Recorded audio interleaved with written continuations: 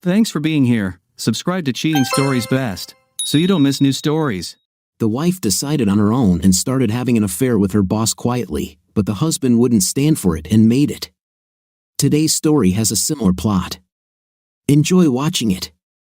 2 overheard conversations led to both the best and worst times of my life. I know it sounds confusing, but isn't that life? I shouldn't even have been there. I flew to Chicago to renegotiate a contract with a supplier who had missed several delivery dates. I contacted the supplier but was told there would be no negotiations because they had just filed for bankruptcy. I called the airport and found out that if I hurried, I could fly home at 11 o'clock in the morning. I left at 7 and returned home by 2 o'clock. I stopped by the office to tell my boss about the Argus situation. I entered the building and took the elevator to the 3rd floor, but decided to check the restroom before reporting to Mike. I was sitting in the farthest booth when someone else came in and took the booth at the other end. I heard a cell phone ring, and the guy on the other end answered. I recognized the voice as Dan Winters. Hello? Oh, hi. No, I don't think so. Mike sent Henry out of town again, so he'll be with Claudine tonight and tomorrow night. Heck, he might even take the day off and spend it with her. Never not without Mike. Okay, I'll ask him and see when he's free again, but I know it won't happen until Henry gets back. Fine, I'll contact Mike and call you back. I heard Dan flush the water, go wash his hands, and leave the room.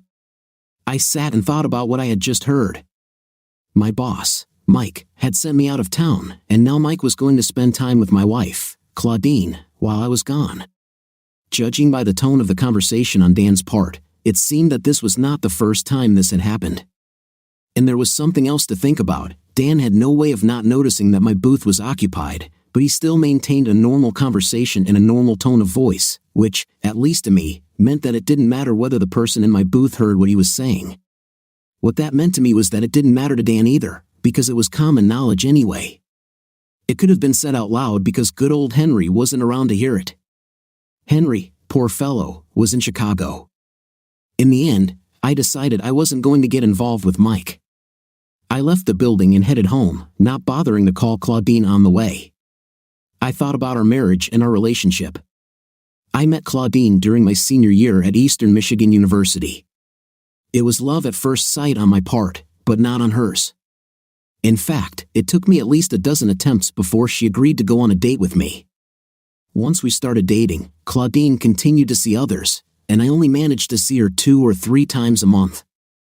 She told me that she wasn't going to be in a relationship with anyone until she was sure she was ready to settle down, and then she would narrow her search down to those who really interested her. I was tired of being one of many, and although I wanted her, I decided to give it up and stopped calling her. She took her place on the long list of things I really wanted but never got. About a month before graduation, I was sitting in one of the off-campus cafes when Claudine came in, saw me, came over, and asked if she could join me. I said yes, and she sat down. She asked how I was doing, and I said I was fine. Then she asked why I stopped calling her. I'm tired of standing in line, Claudine. You can't win a girl's heart that way. Henry, I don't see it that way. Claudine, for me, it was chasing something that didn't want to be caught. I told you I would eventually narrow down the search. Henry, yes, you said that, but you didn't say it would happen anytime soon. And there's a limit to how much time I'm going to spend on what could be a losing proposition. It's not very romantic for a man to feel that way. I didn't get much help from you, Claudine. I was just one of many, and you treated me the same as the others. So why fight it? You were on my short list, Claudine, but I'm still on the list. I'm at a point in my life where I need something permanent. I'll be leaving here in a little over 3 weeks, and I don't know where I'm going yet. I have offers from both coasts, and I haven't decided where I'll go yet, but I probably won't be here long. Even if I was on your short list when you stopped calling, there wouldn't be enough time left for me to create the relationship I want. Sorry, Henry. She got up and left.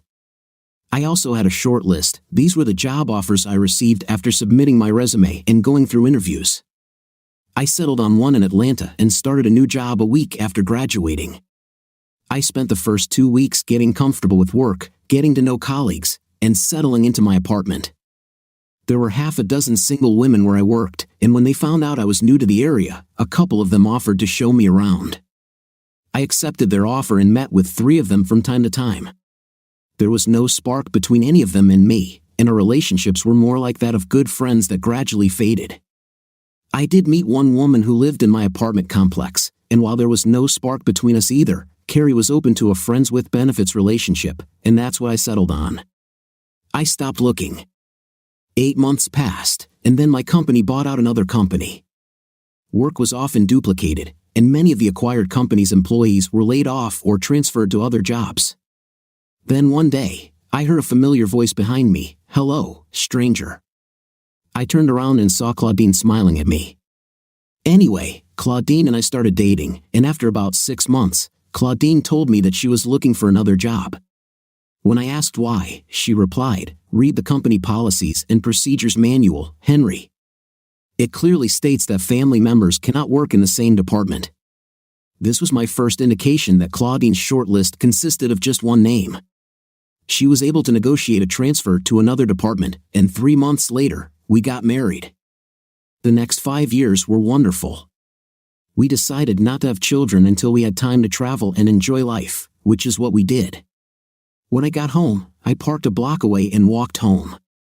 My plan was to break into the house, find a good hiding place, and then catch Mike and Claudine in the act. If I had caught Mike, I would have confronted him and thrown Claudine out, then gotten myself a damn good lawyer. But it was not possible to catch the traitors, at least not then. Claudine must have left work early because her car was already in the garage. I entered the garage through the back door and quietly opened the door leading from the garage into the house. I was hoping that maybe Claudine would be in the shower, preening and sending herself for her lover, which would give me a chance to sneak into the house and hide. But Claudine was in the kitchen, talking on the phone. Through the slightly open door, I overheard my second one-way phone conversation of the day. "When will you finally understand that when I say no, I mean no, Mike? I don't believe you. You lied to me the first time, and you'll do the same again. It's bad enough that you make me cheat on Henry, but I won't do it while talking to him on the phone. No, you can come after he calls me in the evening, and not a minute earlier." "Fine, I'll call you as soon as I hear from him." I quietly closed the door and returned to my car. Even though part of me still said no, this must be some kind of mistake, she wouldn't do that to me. But after what I just heard from her own lips, there was not a single drop of doubt left in me. One thing I knew for sure was that if Claudine wasn't going to call Mike until she talked to me, she wouldn't call Mike that night. I stopped at a gas station phone booth and looked at the yellow pages. It took me 9 phone calls before I found a detective agency that still employed a private investigator and was willing to meet with me on such short notice. It took a lot of effort to get them to do what I wanted, but in the morning, 10 minutes after Claudine left for work, the person from the agency was busy setting up audio and video surveillance in the house. An hour after he left, I called Mike on his cell phone and told him that I might have to stay in Chicago a day longer than planned. I told him that it looked like Argus was closing its doors for good and that I would hear about it in a day or so. Then I called Claudine at work and asked who she had talked to last night. I called 4 times and got a busy signal each time. Finally, I gave up and went to bed. "I don't know why you couldn't reach me, dear, last night. I didn't answer the phone at all. I was even waiting for your call. Doesn't matter. I just needed to hear your voice and tell you that I love you. I love you too, baby. Hurry up home, okay? Looks like I'll be here until the day after tomorrow. If you need to call me, do it on my mobile, as I may be staying late in meetings trying to sort out problems with Argus. Since I'm talking to you now, I won't call again tonight. I'll call you tomorrow when I know more about when I can leave." After that, I tried to stay away from prying eyes so that no one could tell Claudine or Mike that I was in the area. I parked the rental car down the street. When Claudine arrived home at 5:45, Mike's Escalade pulled into the driveway 20 minutes later. He left and entered the house. He didn't knock on the door or ring the bell, he just opened it and went inside. This angered me almost as much as the fact that he slept with my wife. As soon as the door closed behind him, I started the engine and drove away. That evening, I went to the cinema, and the next day, I lounged around the hotel pool for a bit and then watched TV. At 1 p.m., I called Mike and told him that Argus had taken off, but I wouldn't be able to fly out until the next morning. Then I called Claudine and told her the same thing, but it would be a day before I could return home. I told her that I would not call her that evening as I needed to go to bed early, since I had to be at the airport at 6 o'clock in the morning for my flight. I parked down the street again, and when Mike showed up and walked into my house, he didn't know he was going to pay dearly for what he did to me. Claudine wouldn't be happy with this deal either. The next morning, Claudine left for work at 7:15, and by 9 o'clock, Stillwell's investigators had cleared all their equipment from the house. I asked him to keep the phone bug, and when I stopped by Stillwell's office that afternoon to pay the balance on my bill, I also purchased the phone bug. At 2 o'clock in the afternoon, I had a DVD in my briefcase and was heading home to watch it while waiting for Claudine to get home from work. It opened my eyes.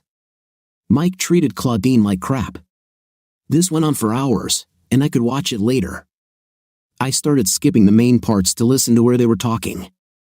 Have you already told him that you're ready to have a baby?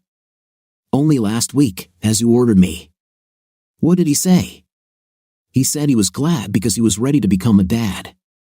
Well, he won't be, because it will be my child, right, baby? All my children will be yours. Did you stop taking the pills like I told you? Yes, baby.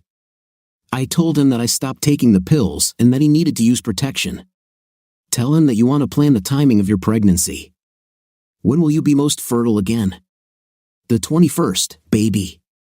So I need you to send your boring husband out of town from the 19th to the 23rd. It's probably worth planning these days as vacation or sick leave. Sounds good, baby. I'm already looking forward to it.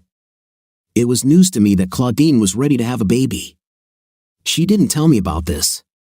Mike spent the night with her and then told Claudine to plan to have dinner at a motel with him that afternoon.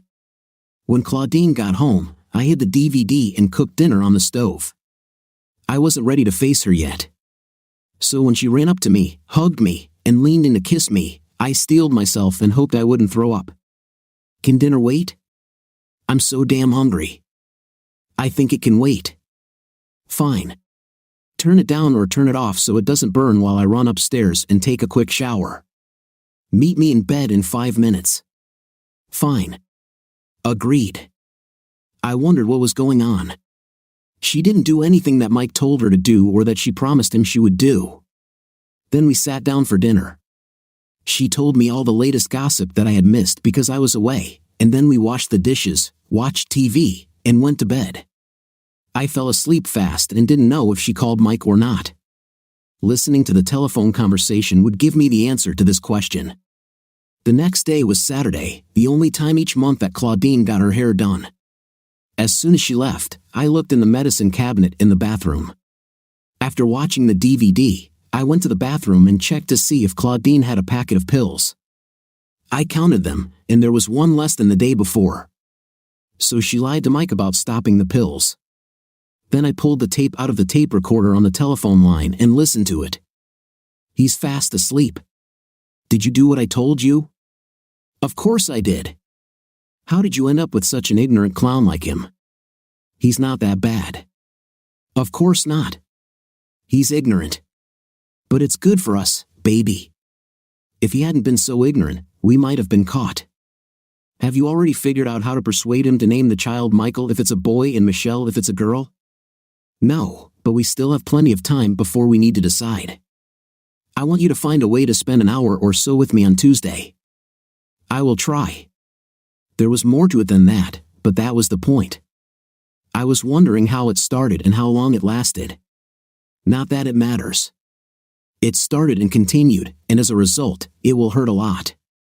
I made an appointment with a lawyer on Monday and was in his office on Tuesday afternoon when Claudine called me and said she would be working late. I had already played the tape for the lawyer, so we both knew what working late meant.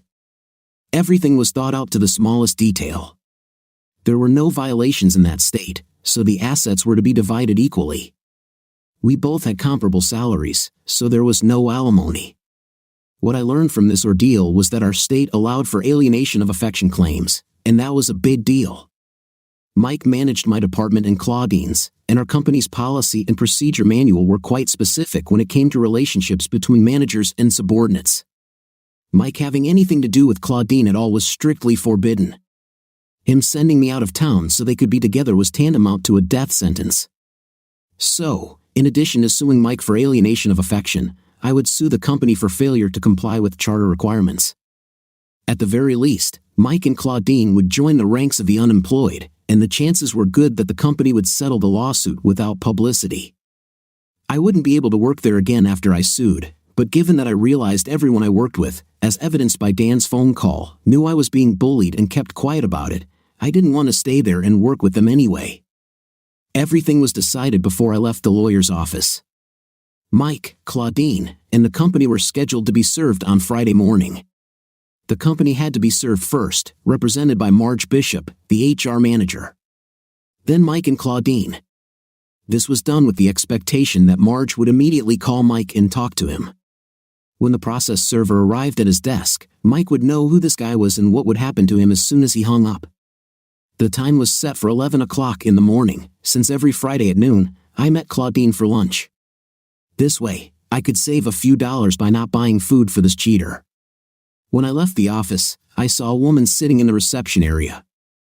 Our eyes met, and she nervously smiled at me and looked away. She seemed familiar, but I couldn't remember where I had seen her. These things happen, and I knew it would linger in the back of my mind and bother me until I could remember. That evening, my kiss with Claudine tasted like toothpaste. She actually got up and called Mike after I fell asleep. The next day, I checked the recording on the voice recorder, and it was almost a repeat of the last call I listened to. She told him that she did all the things he told her to do, but she actually didn't. They discussed what they would do on my next trip and talked about Claudine sneaking out to meet on Saturday or Sunday. They didn't know it, but they had no reason to hide after Friday. I had no idea what was going on with Claudine. Our lovemaking had not changed, and there were no signs that she was unhappy with me. The love and affection seemed to be there. So, what was she doing with Mike, and why did she lie to him so much about what she did on his instructions? Well, he wasn't married, so she could have moved in with him after a rude awakening on Friday. On Friday at 9 o'clock in the morning, I told Mike that I had an appointment with the doctor at 10 o'clock and, depending on the outcome, I might not be back. It's a pity I wasn't there where I could have seen him when the documents were submitted to him. The guy delivering the papers worked for a lawyer and was tasked with handing the papers to Mike and saying, "The ignoramus asked me to tell you that he wishes you a good day." But I needed to stop by the house and pack all of Claudine's things. When she rushed home after being served, I left at 10 o'clock, came home, and started packing Claudine's things, moving them into the garage. I was about a third of the way through when my cell phone rang. I looked at my watch and saw that it was 10 minutes to 12 o'clock. It was Claudine who called. I smiled and sent that call and a dozen others to voicemail. Then my home phone rang, and I picked up the receiver. "Hello, Henry. What are you doing at home? And what do these divorce papers mean? And what the hell is all this nonsense about adultery?" "Well, first of all, what you did with Mike was adultery. And because of what you did with Mike, I am divorcing you. As for what I'm doing here at home, I'm collecting your things and moving them to the garage, where they'll be when you come to get them. Just wait, Henry. Don't do anything until I arrive. We need to talk, honey. It's not what you think. I'm leaving right now and heading straight home. I love you, Henry. Do not doubt it. Don't even doubt it." She hung up before I could tell her not to worry because it would be a waste of time. I went into the office and grabbed a copy of the DVD, put it in the player, turned on the TV, and then went back to work packing Claudine's things. I heard her enter the house and run up the stairs. She rushed towards me and tried to hug me, but I pushed her away. I took her hand, led her to the sofa, sat her down on it, and then went to the player and pressed the play button. "Sit here and watch until it's all over, and then I'll listen to what you have to say. But I warn you in advance that you'll only be wasting your time." 5 minutes later, she came into the bedroom, but before she could say a word, I said, "I told you to watch it until it ends, and then I'll listen. You still have 40 minutes left. Be grateful that I only made you watch the highlights and not the long hours I had to watch. I don't need to watch this. I was there. I know what happened. Then why are you here wasting my time? Because it's not what you think, and I have to let you know that. Am I a fool? Was all this done with special effects? No need for sarcasm, Henry. I mean, it has nothing to do with you or us. I love you, Henry, and I always have. Mike wasn't supposed to be born, but he was, and I ended up liking what I got from him, so I kept seeing him. I don't like him, Henry, and to tell you the truth, most of the time, I don't even really like him. He was never a threat to you, Henry. I am yours and will always be yours. I laughed at this and then said, how can something happen that shouldn't happen and then continue to happen? I met Mike probably half a dozen times after I first got here and before you and I started dating. I drank a lot at the company's last Christmas party. Remember, you laughed at the way I was acting, and I felt good and had a great time. I danced with everyone in the department, and when Mike's turn came, he kissed me. There was nothing special about it, almost all the guys there did the same thing. I was in a great mood, so I moved away from him a little, and then he walked me back to our table. About half an hour later, I got up to go to the toilet. When I came out and was heading back to our table, the door opened, a hand grabbed me by the elbow, and pulled me into a dark room. I thought it was you. He recorded what happened between us on his mobile phone. I realized that you might hear about this and not believe me. After that evening, I tried to stay away from him, but 5 weeks later, when you were out of town, a group of us went to said to have drinks after work. Mike came, and about an hour later, he came up to me, leaned over, and whispered, "Come on." I told him that I would not go anywhere with him, and he smiled and said, "Okay, let's see what your colleagues say when they hear this." He pulled out his cell phone, but before he could press the button to play anything, I said, "Don't," grabbed my purse, and followed him into the parking lot. After that, whenever he ordered, I obeyed. There was something in me that I didn't even know I had, and he found it. I was with him because I was always afraid of what he would do if I said no. Yes, I loved it, but I would have stopped in a heartbeat if I could have gotten my hands on that damn cell phone and destroyed it. I love you, Henry. Honestly, I love you, but not enough to trust me. You should have come to my place at that Christmas party. You should have believed me and my love for you, but you didn't. Because you didn't, everyone I work with laughs at the ignorant cuckold behind his back. Everyone at work knows, but I was out of town on Tuesday, wasn't I? You humiliated me in front of everyone, Claudine, and it doesn't matter why you did it. The only thing that matters is that you did it and would continue to do it. You would have continued doing this if I hadn't found out. There's no room in my life for an unfaithful wife. So, if you're done with what you came here to do, you can start moving some of your things into the car. Why should I leave? This house is as much mine as it is yours. Because I have nowhere to go, but you do. You can live with your lover. Of course, the real reason is that given how I feel about things now, there's a good chance I'll hurt you if you try to stay here.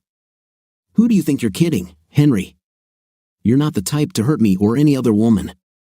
The old Henry would never have done this, but you and Mike created a new Henry, and I don't even know how the new Henry will behave. He has a lot of anger built up and needs to be released. Being around when that happens probably wouldn't be a good thing. Just go away, Claudine. I don't want to look at you. I don't want to hear your voice. I don't want to smell you. Just leave. She looked at me, tears flowed down her cheeks, and she started to say something, but I yelled at her, "Get out of here." She ran out of the room, and I went back to stuffing her things into plastic bags. I spent the weekend doing odd jobs around the house, cleaning it up so it looks better when I put it up for sale. Claudine might have wanted to buy me out and keep the place, but I certainly didn't want that after seeing Mike in my bedroom. But even if Claudine wanted it, I would still need to get a market appraisal. So, I was left cleaning and getting the house in order so it would look attractive to the realtor. I had no idea what I would be faced with when I went to work on Monday. What I received was nothing like what I expected. As I exited the elevator and headed to my desk, Dan Winters stood up and started clapping. Then everyone in the room stood up and cheered. Dan came up to me and said, "Let me buy you a cup of coffee." He led me into the break room, and we got coffee and sat at a table. Sherry Gossett came over and joined us. Sherry looked at Dan. He nodded, and Sherry said, "We were chosen to apologize for the team." Apologize for what? for keeping silent about what happened between Mike and Claudine. We didn't know what the situation was, so we stayed silent. What is the situation? I don't understand. We didn't think you were really that kind of guy. But there are guys who like their women sleeping with other men, and guys who like watching their wives with other men. There are so-called open marriages. We didn't know if this was really the case, so we just kept quiet. It was only when we noticed that this only happened when you were out of town that we began to suspect that you had no idea what was going on. I looked from Dan to Sherry, and I think they could still see that I was trying to figure out what they were trying to say. So Sherry said, "We decided that we should tell you about it, but in a way that if you didn't know, we could inform you, and if you knew, we wouldn't embarrass you by asking about it face to face." Dan took the lead and said, "I knew you had to be in Chicago when I saw you heading to the bathroom, so I followed you and faked the phone conversation you overheard. If you knew, there wouldn't be a face-to-face meeting to avoid awkwardness, and if you didn't, it would give you a warning." We received our answer on Friday while serving Mike and Claudine. The icing on the cake was that they catered for the company too. Mike was called into the office and suspended without pay while the allegations against you were investigated. This is exactly what was said in the congratulations you received this morning. Got rid of this and also sued him, Sherry said. They sent him home at 1 o'clock in the afternoon, and at 3 o'clock, they called everyone in the office and asked if we knew what was going on. Management treats most of us differently now. They say that by not informing them, we gave you the opportunity to sue them. I expect that when the big shots get here this morning, they will call you the first thing. I plan to meet with Markman and give him my resignation letter. As for talking to him, my lawyer has already told me that they should direct any questions to him. Why are you resigning? After I heard that phone conversation, I thought that everyone here knew what was going on and was laughing at me behind my back. There is no way I can continue working with such a bunch. We don't want you to resign. I may not have a choice in the matter. It's unlikely they'll leave me here since I'm suing them. Another reason for resigning is so that I can leave on my own terms and not be fired because of some fabricated excuse that would be used to hide the real reason for my dismissal. I looked at my watch and said, I had better get back to my desk. I stood up and extended my hand to Dan. Thank you for the warning. We shook hands. I hugged Sherry and headed to my desk. At 9:15, I was called into Markman's office and handed him my resignation letter. He asked me what was and why, and I told him. He returned the statement to me and said, they would never do anything like that. Besides, we have plans for you. We want you to take Mike's place now that he's fired. We want to discuss your claim, but I understand that we will need to make arrangements with your lawyer before we can do this. The rest was as expected. Mike and Claudine were fired. The lawyer and the company agreed that the company would pay my attorney's fees, and I would drop the lawsuit. I got Mike's job, which gave me a raise of $18,000 a year. Claudine didn't contest the divorce and didn't need the house, so it was sold. I haven't seen or heard from her since the day I gave her the check for her share of the house sale. Mike settled a foreclosure lawsuit. He had to sell his house to raise money. With that money and my share of the house sale, I bought a high-end apartment. One day, Mike answered a knock at his apartment door and was punched in the face by a man in a ski mask.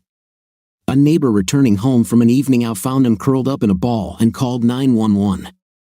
For some strange reason, 2 detectives came to me and asked if I could shed some light on the case. All I could do was repeat the immortal words of Sergeant Schultz, I know nothing. When they asked me if I could account for the time I spent on the night it happened to poor Mike, I told them, I was just spending time with my TV. So you don't have an alibi for this time? Alibi? Why the hell do I need an alibi? I understand the case is still open either way. That was the worst part of the story. The best part started around the time the divorce was finalized. It had been about 3 months since my divorce was final, and although I had sold the house, I was still living in it while waiting for the closing date. I was driving to work and saw a woman trying to change a flat tire. I stopped to see if I could help. She seemed familiar to me, and only when I was lifting the car off the jack did I remember who she was. This was the same woman who smiled nervously at me the last time I was in my lawyer's office. As I put the jack and flat tire in the trunk, she thanked me for my help and offered to pay me for it. I told her she could buy me a cup of coffee and a sweet roll at the Denny's across the street. She smiled and said she would. We introduced ourselves as we walked across the street to the restaurant. Her name was Tammy. When we sat down, she said, "I have a feeling that I know you from somewhere." I chuckled and said, "That's the feeling I got when I saw you in my lawyer's office." "Exactly. That's where I saw you. But when I saw you there, I had the feeling that I had seen you somewhere before. Do you live in this area?" "Block 1200 on Wilcox. It's only 6 blocks from me. I've probably seen you on a walk or in one of the local shops. If I'm not touching on a sore subject, what did you need legal help with? How to get rid of an abusive husband, and you? How to get rid of a cheating wife? Is there any progress? The final decision must be made in 60 days, so fast she doesn't resist." I wish I could say the same. Not everything is as smooth as I understand it. JWS isn't fighting the divorce itself, but he spent months fighting over every piece of furniture, every little detail, and who gets to keep the photos in the photo albums. He even fights over who gets the fish in the aquarium. I don't want to get too personal, but why don't you just let it all go to hell and let him have what he wants? First of all, if you keep it to yourself after he makes such a fuss about it, it will only remind you of him. The other thing is that he's probably just fighting about it to annoy you. Take it from him, or you could give him some of what he wants. What do you have in mind? Are you quarreling over the coffee table? Cut it in half with a chainsaw and give him half of it. Photos in an album? Cut out anything you don't want him to have from the photos, and then give him the albums. I don't know much about aquariums, but I don't see why one could show more affection for the fish that live in them. Unplug it and leave it for a couple of days, then tell him to come and get it, or better yet, have it delivered to him. I didn't think I could be so angry and nasty. It's not mean or disgusting. All you are doing is giving back to him what he gives to you. All he does is deliberately try to piss you off. He takes pleasure in making you suffer. Do you really think he cares about a soft chair or fish? Why waste energy playing his games? You can buy a new coffee table, one that won't be imprinted with the memory of it. You can copy the photo albums before you give them to him and replace the goldfish for $1 each. The purpose of divorce is to get rid of him.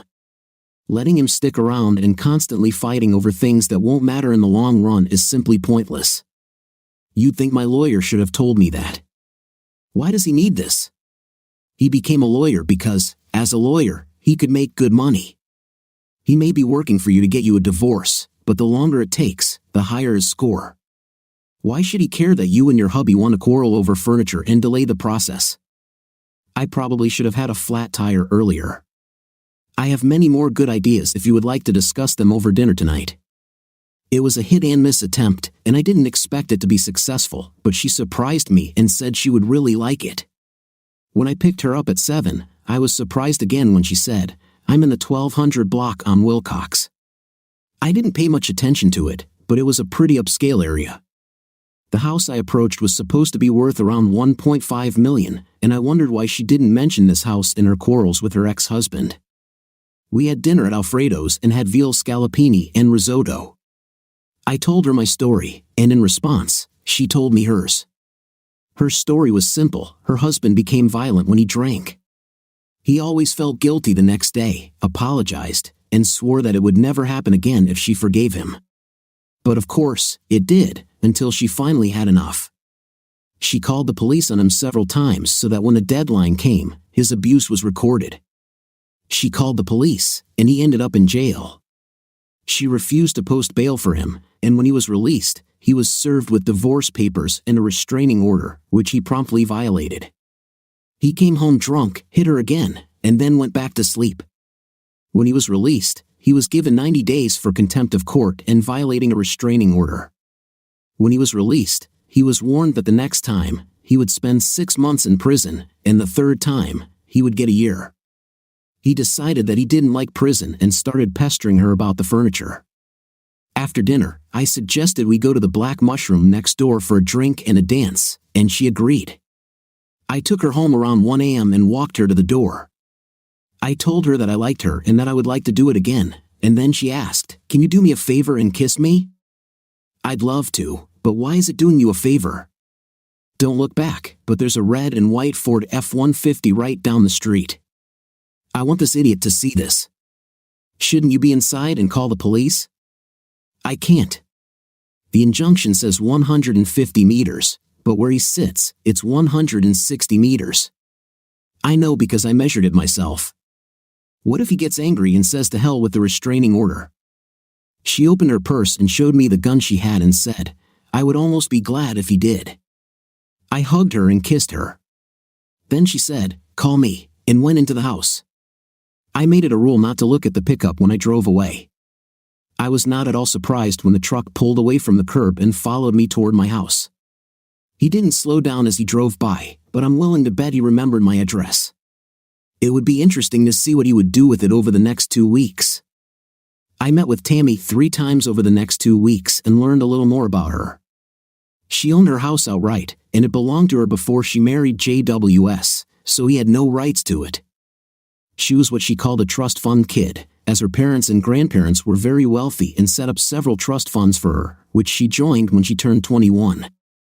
I also found out that she was working unpaid, volunteering for several charities in the city. Every date ended with one of her kisses, and on 2 out of 3 dates, the F-150 followed me home.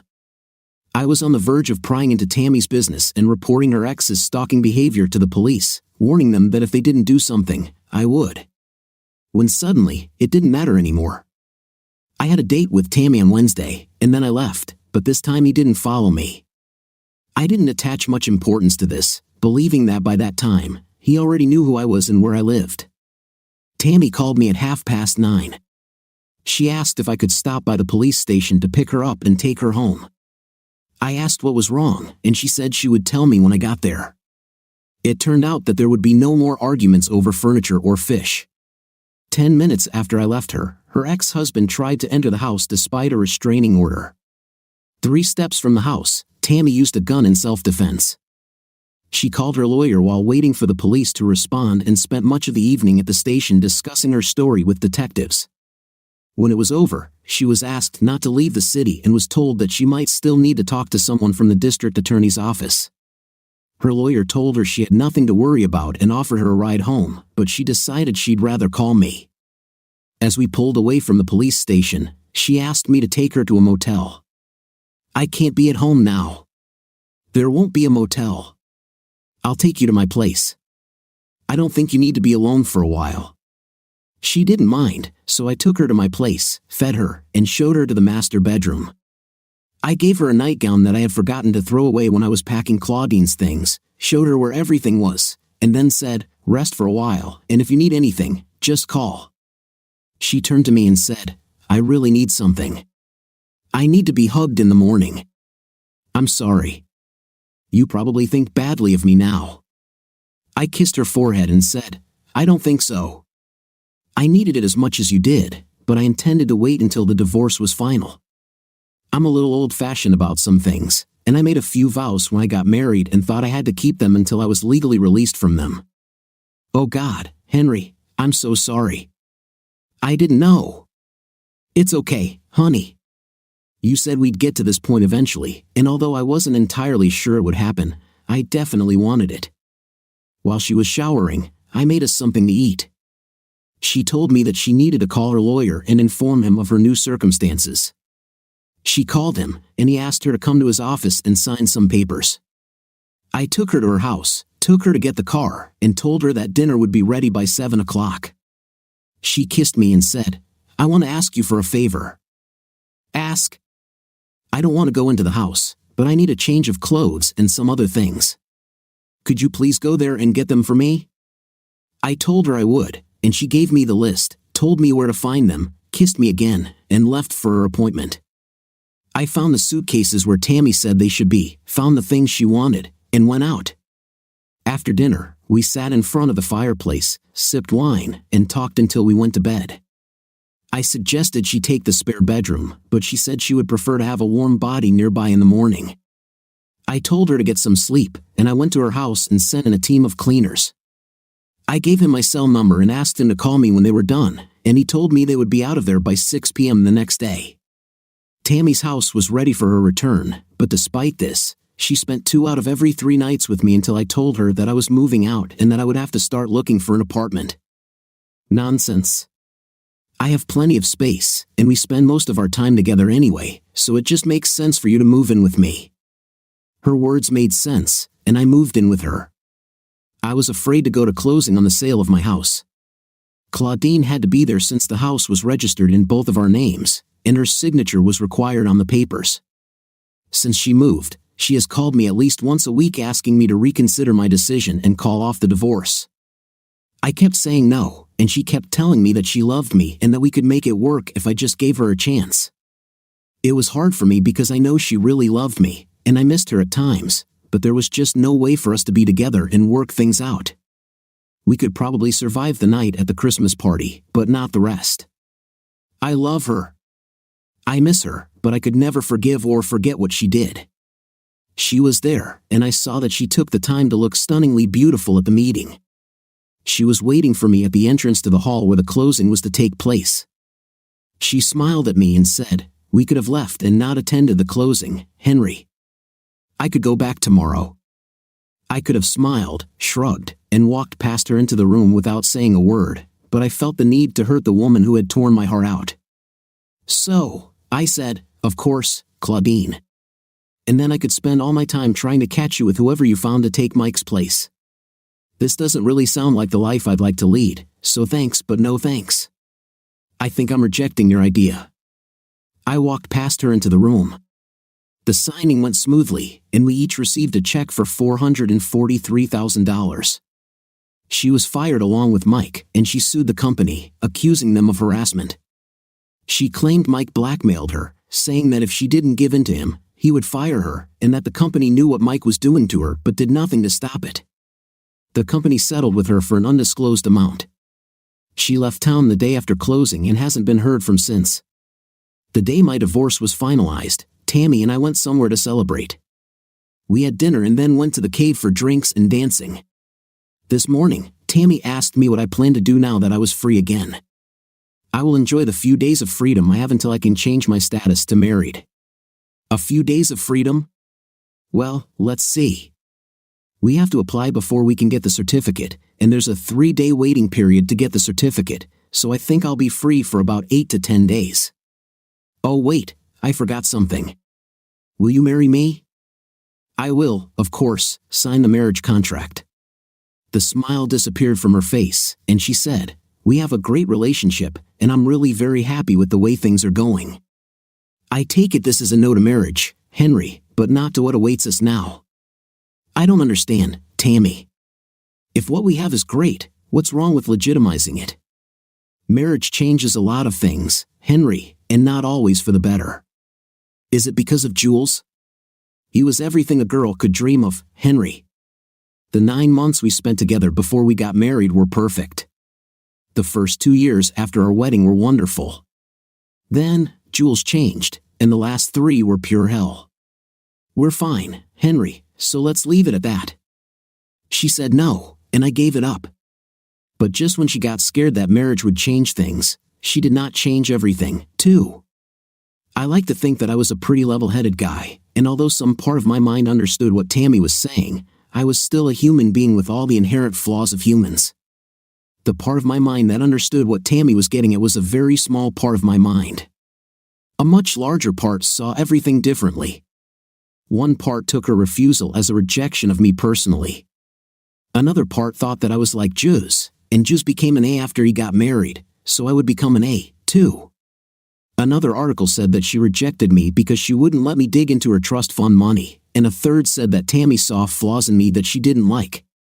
Slowly, our relationship began to change, and from where I stood, I could see that it was only getting worse. I decided that before it got to the point where we weren't friends anymore, I had to change something. At dinner on Friday, I told Tammy that I was going to start looking for an apartment the next day. There's no need for that, Henry. Everything is fine. No, it's not like that, Tammy. Maybe you haven't seen it yet, but I saw it.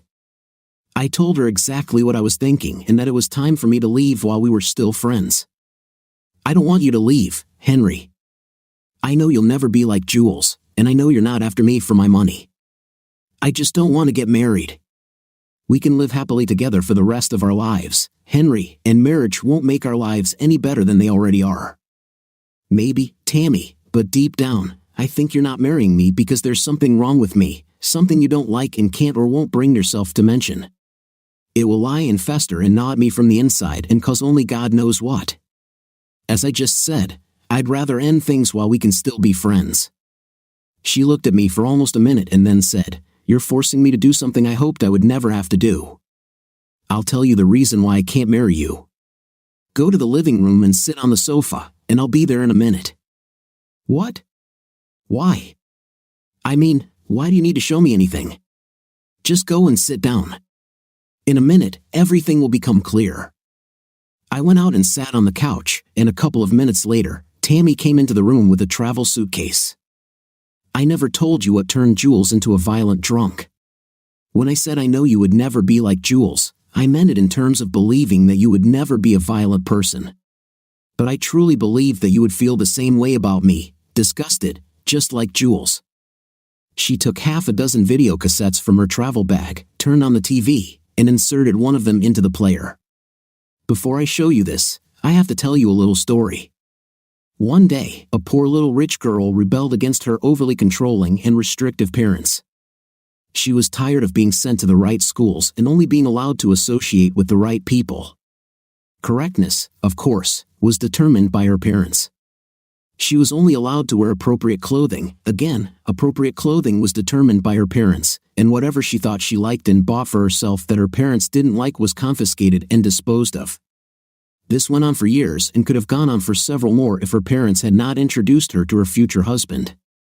They decided he was right for her and naturally assumed she would accept it, since she had everything else. Her mother actually started planning the wedding the night the poor little rich girl was introduced to her betrothed, a man she had never seen in her life. It was too much for her. The next day, she cleaned out her mother's jewelry box, loaded the car with a few items that could be pawned, drove into town, visited a half-dozen pawn shops, then picked up the money and headed west. She sent receipts home so the stolen items could be returned. In the end, she ended up in Los Angeles, got into the wrong company, and started using illegal substances. She did a lot of things that were in fashion at the time. A lot of it was just to spite her parents. She eventually came to her senses, returned home, and reconnected with her family. She met a wonderful man, married him, and life was perfect.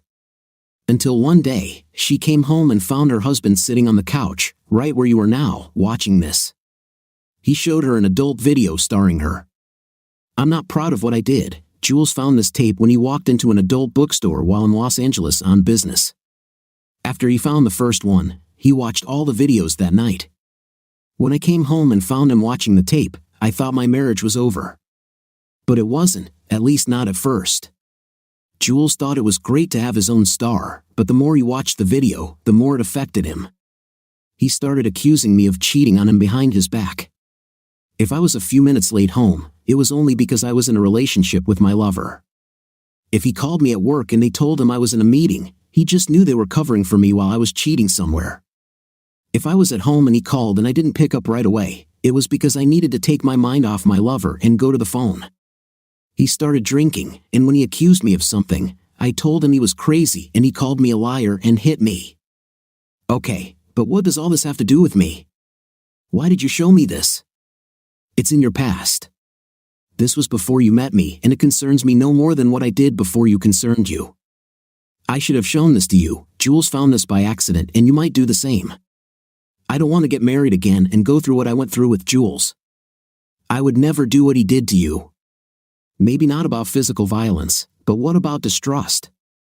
What will you start thinking about when I have to stay late at work and leave town for seminars and conferences? What about parties and social events? I am an attractive woman and attract the attention of men.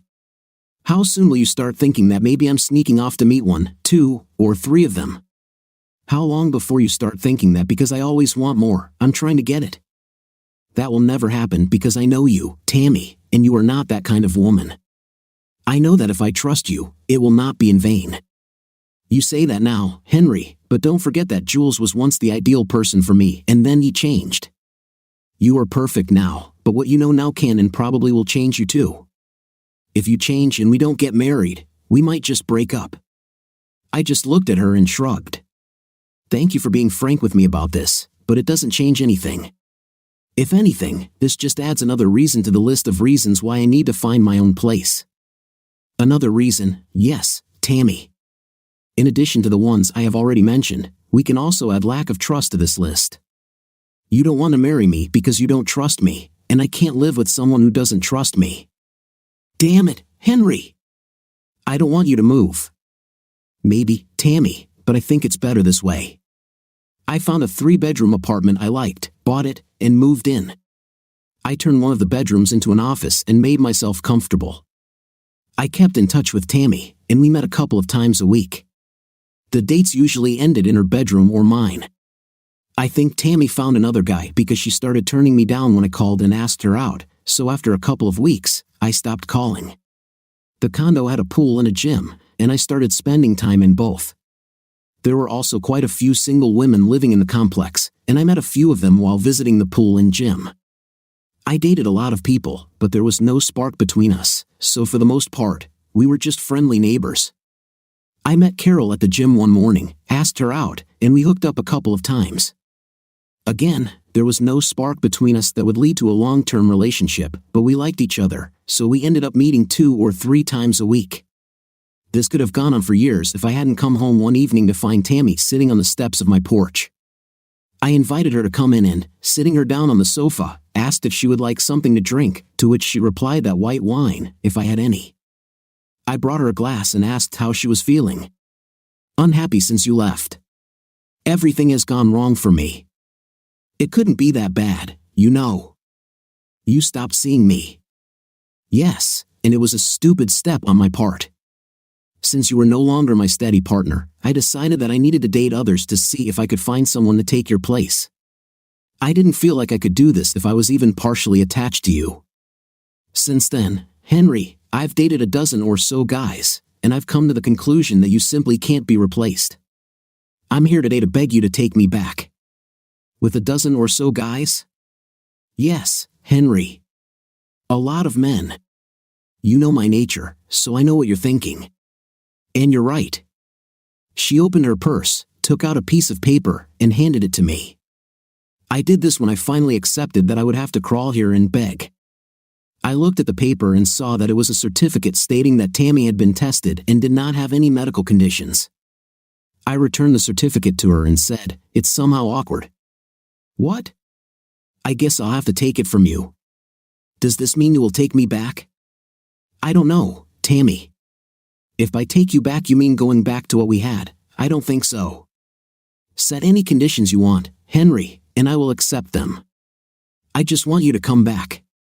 Tonight, I'm picking Tammy up from one of her fundraisers, and we're going out for dinner, drinks, and dancing to celebrate our 5th wedding anniversary. As I drove to pick her up, I thought about the last 5 years and some of the things Tammy had been worried about. I didn't become Jules. I don't doubt her when she says she has to stay late at work, and I know she behaves well when she's out of town. I will never say this out loud, and I will not even allow her to suspect that such a thought has even crossed my mind, but there are times when I almost wish that she would distract herself just once or twice and relieve the tension from me. What do you think of our story today? To be honest, I'm very happy for the man because he got rid of the woman he disliked. What's your opinion? Write in the comments. See you in the next video.